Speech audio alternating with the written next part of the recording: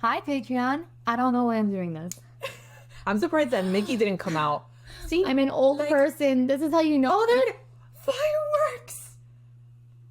You see, we have no idea how this gets triggered. Yeah, like we were you looking don't. for the thumbs up, and we got fireworks. Okay, Whatever. so today is going to be a little bit of a fun one, a little bit of an experiment, if you will. Yeah. And we're going to be talking about the Rorschach. We just Googled this. We just Googled it. Rorschach. Rorschach. Yeah, and I still feel like I'm killing it. Yeah, but anyways, I still don't feel like we literally heard the lady say it like 3 times. So Yeah, the we're Google lady. trying. We're trying. the Rorschach ink blot test. That's the Rorschach test, aka the ink blot test. Exactly. So it's that traditional, Like, one. what do you see here type of thing. Yeah, if you're listening, it's the ink block test. If you just like Google it, you'll see it. Anyway, so we're gonna go into what it is, what it's used for, all the good stuff, and then in the end, we're going to test each See other. what we actually see. Exactly. That's gonna be really cool. Yeah, and I purposefully just Googled it and just copied and pasted it from obviously a reputable source, like what each one should be, so that we could test each other out and see what we, like how close we get to Each other's answers. quote unquote what it should look like, at least to normal average people. So we'll see about that. But anyways, All right, What is so what is it? So the Rorschach test, also known as the ink blot test, guys, I'm going to say the ink blot test, okay, is a psychological tool to use to explore a person's thoughts, feelings, and personality. So how the Rorschach test helps to understand a person's personality is when you take the actual test, you look at 10 different ink blot cards, and then you're going to describe what you see in each one. So these ink blots are just random shapes and there's no right or wrong answers. What you see in the ink blot can reveal a lot about your inner thoughts, feelings, and personality traits. So the way that I can kind of relate this to is like, do you see the glass like half empty or half full? exactly. That's it. So here's how it works. Step 1, projection. So the test is based on the idea of projection, which means that when you look at something ambiguous, like an ink blot, your mind fills in the gaps with your own thoughts and feelings. This can reveal hidden parts of your personality. So then number 2, you're going to give your responses. So your descriptions of the ink blots are recorded and analyzed. For example, if you see a lot of animals, it might suggest that you have a vivid imagination. If you see something scary or disturbing, it could indicate that you have underlying fears or anxieties. Then you're going to talk about patterns, right? Psychologists are going to look for patterns in your responses. They consider how you perceive the ink blots, the emotions you express, and the themes that emerge from your answers. Right. So this helps them understand your coping style, emotional state, and how you relate to others. So the ink blot test can provide insights on various aspects of personalities, such as coping style, so how you handle your stress, how you handle those challenges, your emotional responses and stability, your thought process as well, which is how you think and perceive the world, and then interpersonal relationships, how you interact with others and view social situations. That's a lot of information that you get from a simple ink blot test. Yeah, exactly. And it's exactly that. It's like transference. What are you like really perceiving from this? Yeah, it's like, how did they come up with this? Which we're going to dive into a little bit in the history in a little bit, but it's like, it's such a famous test. It is. That's like why. Cartoons, It's everywhere. depict this, and Like when you're a kid, like the first thing you think of when you think of a psychologist or a psychiatrist or whatever, it's like the ink blot. yeah, ink blot do you or see? someone laying down on a bed. Like, Exactly. tell me how you feel. Exactly. So that's why I was like, we gotta do this. All right, so the Rorschach test it can offer valuable information. It's important to note that it's just one tool among many psychological assessments. It works best when you use it alongside other tests and other evaluations to get like a comprehensive picture in a person's personality and mental health.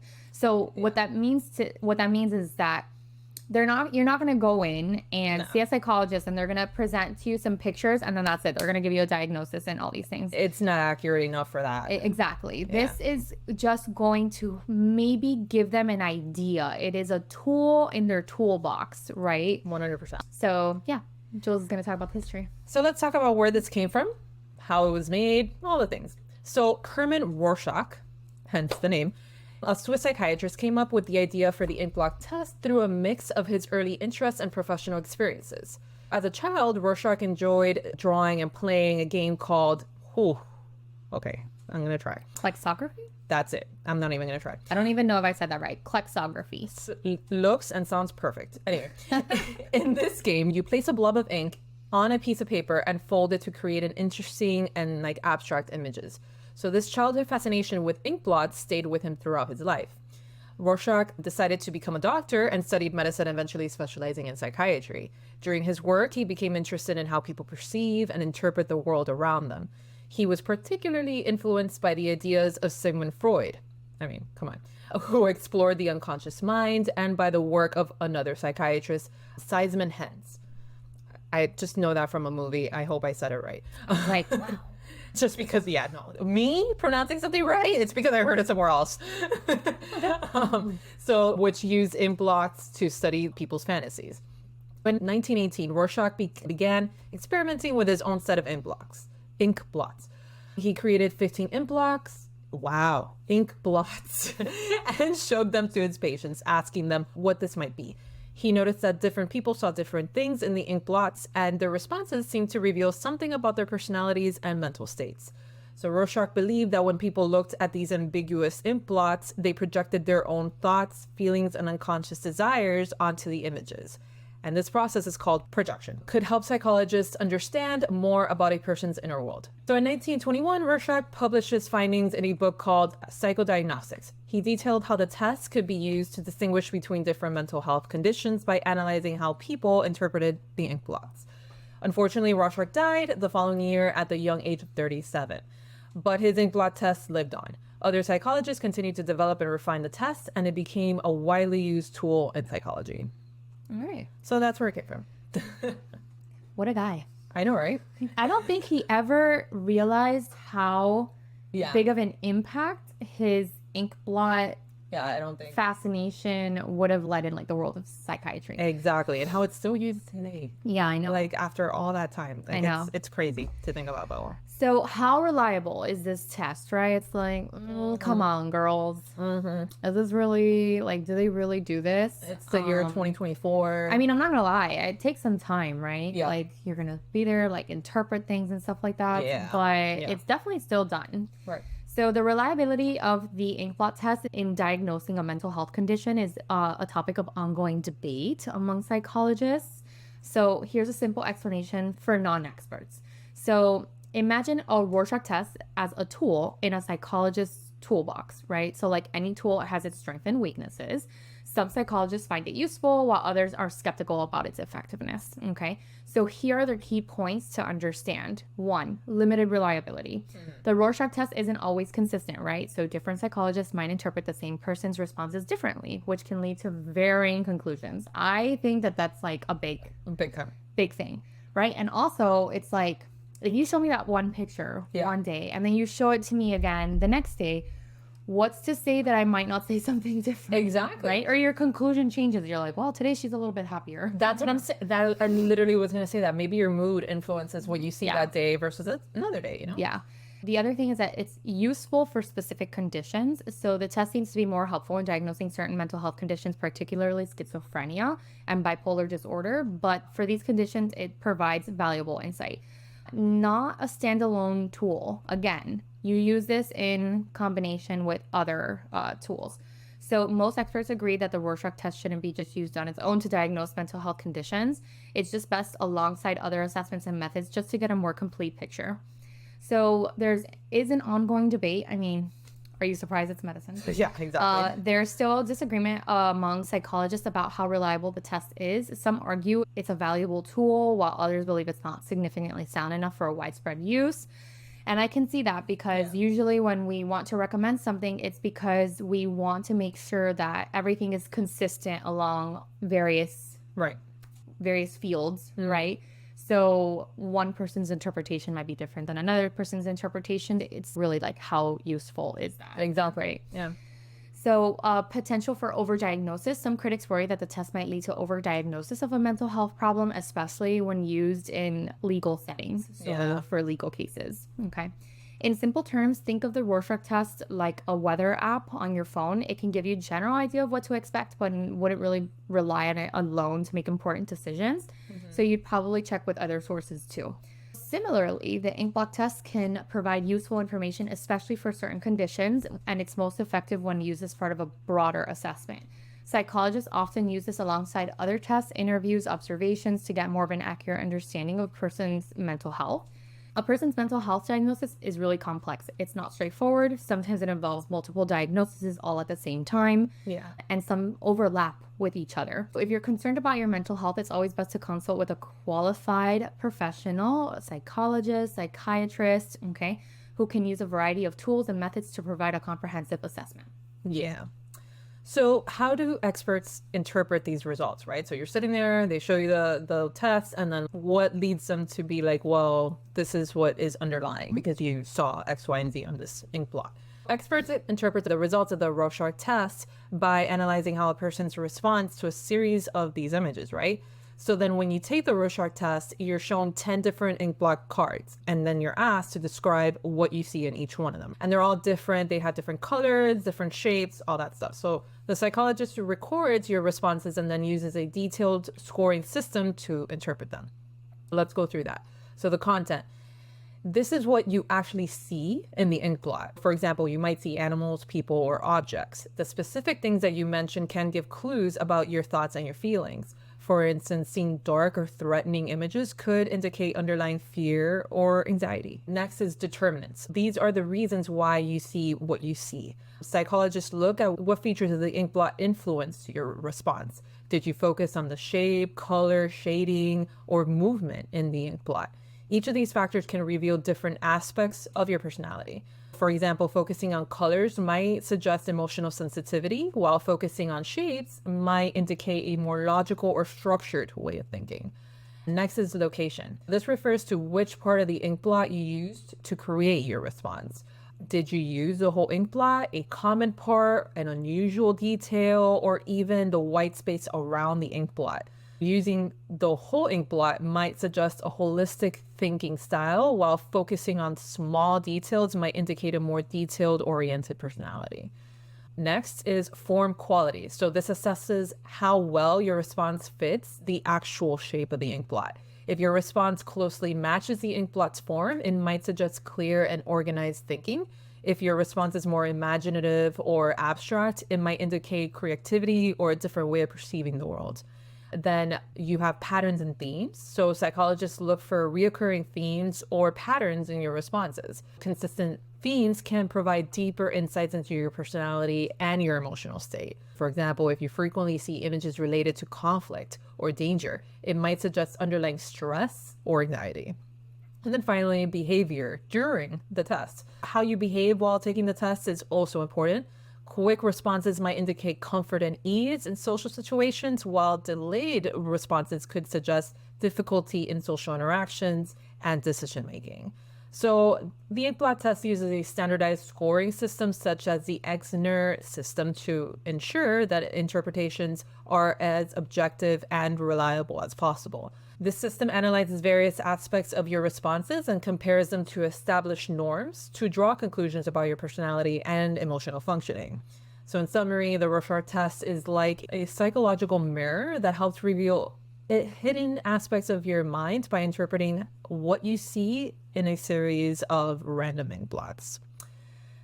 So it's time to test each other. Okay, let's do it. All right, so like we said, it consists of 10 ink blot images, and each of them should have like some common, interpretations. At least we're gonna name them. So We should show it to the camera. yeah, that's what we're gonna do. So I already have them numbered right up here. Okay. And then if you're listening, we'll try to describe it. But anyways, so it's what I'm going to do for those of you that are just listening. I'm going to show them to her. Well, I'm just going to show it to you guys first. And then I'm going to show it to the both of us. And then we come up with what it is that we see. I really want to know what I'm going to answer. All right. So this is the first one. This is card number 1. Okay. All right. Okay. All right. Okay. I think I have my answer. So what do you see? The first thing I thought of was the pelvis. That makes total sense. You are a doctor. That's the first thing I thought about. And then like a weird bug. Yeah.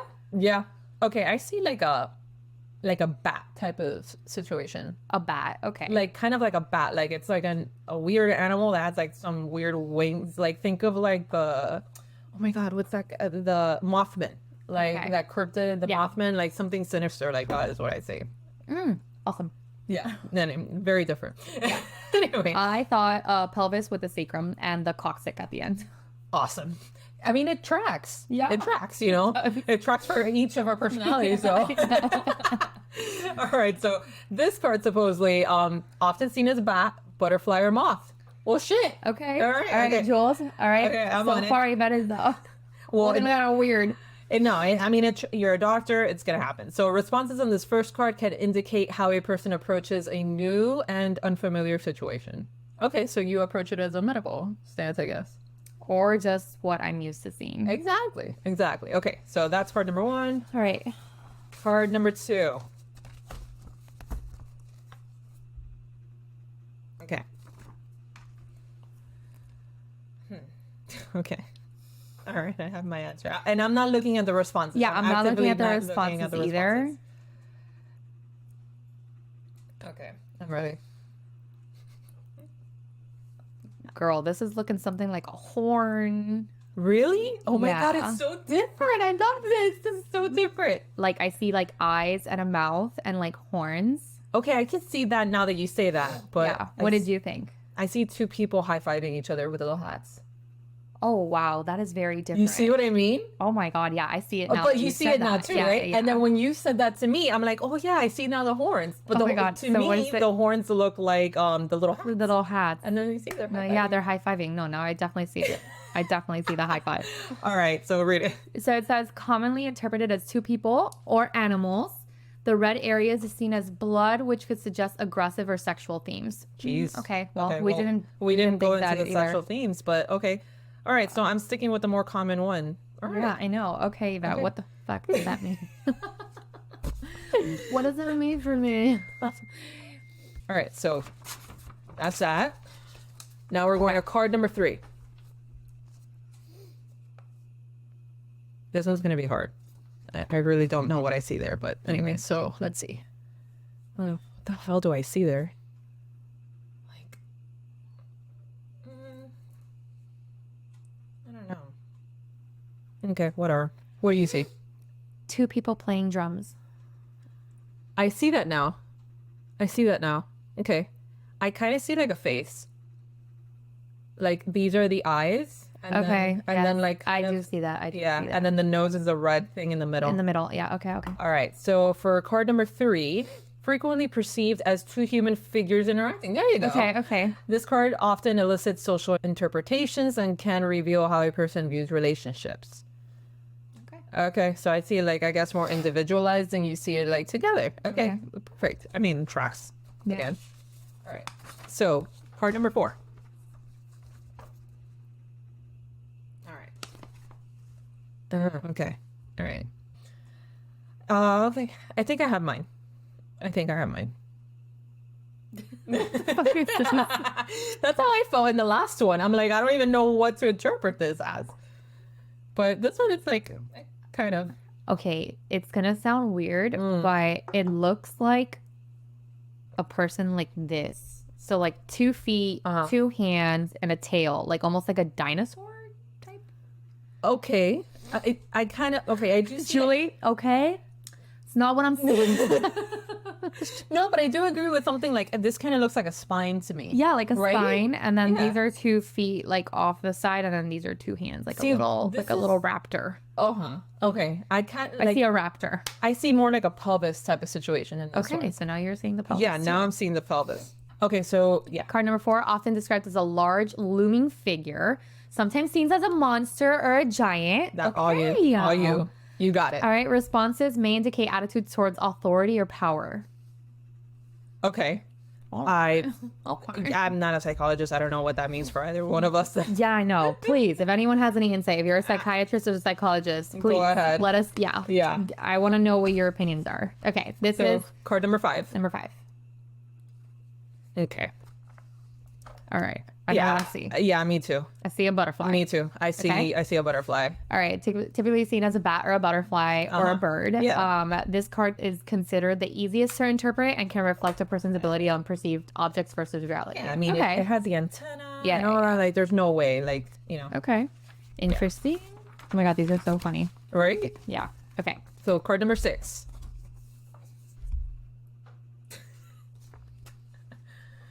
See, okay. Okay, I mean, all right, so you go first. I don't know. This one's a little tough. Like, yeah. Maybe if I squint, I'll see something. I'm going to try and spend seeing. And it's kind of still the same thing that I kind of am seeing. Honestly, I see a rug, some sort of rug. Okay. Okay. I see like honestly like an animal. So it's like think of Avatar, like the flying creatures on Avatar. That's very creative. That's because of the little whiskers here. And literally, this looks like an animal rug to me. Yeah. Yeah. Honestly accurate. Like okay, so the both of us think of like an an animal animal. of some sort. Okay, so card number 6, often perceived as having sexual imagery. I don't see that at all. Rugs! Animal hides or rugs. There you go. You got it. On the money. On the money. Oh my God. That's crazy. Yeah. Okay. Wow. Responses may reveal attitudes towards sexuality or sensuality. I don't know what that means. But why? How does an animal hide rug. or rug do with? I'm confused. Anyway, okay. I thought these were gonna give us insights on now. I'm just like more confused. Now I'm more confused than ever. What's going on in my brain? So card number 7. Okay. All right. I kind of see already something. Yeah. Now I can't unsee it. I don't know. All right. Yeah. Yeah. I think I'm gonna stick with that. I'm gonna stick with that. What do you think? Okay. I see 2 people talking to each other, like they're facing each other, and then like maybe it's like 2 little Victorian women with a little poof thing in their head, and then like you see this is their nose. They're just like looking at each other, talking to each other. That's kind of what I see there. What about you? It's gonna be so different. I see it I already. feel like an evil smile with horns. Yeah, I could see that now. Now that you say that. Okay. Oh God, I can't wait to see what All they're right, gonna say so- about this. Card number 7, commonly seen as human heads or faces, often female. Okay, that was me. So this card may yeah. elicit responses related to interpersonal relationships, particularly with women or mother figures. Okay, there you go. Fucked up. That one was hard. It's not very clear. Oh, we got a colorful one coming up. Card number 8. I need the colors. Okay, I see it. I see it now. I had to print this one twice, so I'm still sticking with the same thing I had seen that time. Okay. You ready? Yeah. Okay, read it. So I see like two like gophers maybe, or like Okay. some sort of round small little animal, like an otter or something. Yeah, right? Yeah, like an otter and And it's that red part is what you're talking about, right? Like yeah, the red yeah, on the red sides? part on the side, like Yeah. climbing something. Yeah. And then maybe on the water somehow with some sort of reflection on them. Mm-hmm. That's what I see. Yeah, I didn't even see that detail. Okay. Yeah, I see kind of the same thing. It's like I don't know if it's mine's just bigger. It's more than a gopher. It's more like some bigger animal. Some sort of bigger animal. Yeah, exactly. So card number 8. This first multicolored card, often interpreted as animals, of course, responses can indicate how a person reacts to emotional stimuli. Okay. So next card. Card number 9. More colors. What colors? Yay. That's a little rough. Yeah, this one's rough. Okay. Yeah? I think I know what I see. Okay. All right, what do you see? I see 2 seahorses Oh. in like some sort of coral, Okay. or like a sea flower. I don't know. That's what the colors are reminding me of. Okay. But this definitely looks like a seahorse to me. Yeah, 100%. To me, it kind of looks like a volcano, like Like fire. yeah, it's fire up there somewhere, like coming from the sea or something. I don't know, something like that. Yeah. So Okay, so card number 9, another colored card, often seen as human figures on fire. Or fire. Not human figures on fire. So this complex card can reveal how persons deal with stress or complex emotions. Oh, we got the thumbs up Yeah. also from Mickey. Okay. All right. So I fire. see seahorses. Cool. I mean, I guess you have less like of the stress or something. No, probably not. I don't. Probably Yeah, it not. doesn't. That wouldn't. Anyway. So card number 10, last one, and it's a colorful one and very, very interesting. Eccentric. There's a lot going on there. That's a lot. Honestly, it reminds me. Let me know what you see. It reminds you of an orchid. Yes, that's a good response. It definitely does look like an orchid. To me, it looks like something in the sea. Okay. Like You're seeing coral. a seahorse too? No, I don't see it. Just kidding. No, I know. But It like, looks like an orchid to me. yeah, no, that's even better. To me, it looks like a coral or something you'd find in the ocean or something like that. All right, so card number 10, the most complex card with Okay. many small details. right. Interpretations vary widely and can indicate how a person synthesizes information and deals with complex situations. So it doesn't even tell us No, what it is. it doesn't. It's very complex. So I guess it's just open to interpretation with Yeah. like what is going on with you at that time. The psychologist, I guess, will like go from there. So yeah, that was our interpretations on it. Of course, they're widely available on Google or anything like that. And if you are just listening, but Jules got me the first card and I'm like, a pelvis. And she's like, starting off strong. yeah, accurate. But yeah, so I can't believe the rug. the rug, no, and you hit it on the nail. I But was then- like, it looks like an animal rug to me. But then the weird part is like sexual, it's supposed to reveal like sexual stuff. And I'm like, how? I don't know. I don't know. I don't know. Anyway, so to end this episode, it's important to note that these are general interpretations and professional psychologists consider many factors beyond just the content of the responses when analyzing these tests. So this test is meant to be administered and interpreted by professionals as part of a comprehensive psychological assessment. Had you ever had this done to you in a professional setting? Yeah, me neither. I've never, and I did a lot of rotations in psychiatry, and we never did an ink blot test. Yeah. All right. Anyway, so that was that. Hope you guys liked it. And thank you, patrons. You guys are the best. That was as a fun always. episode. Right? Yeah. All right. We'll see you guys in the next one. Thanks, guys.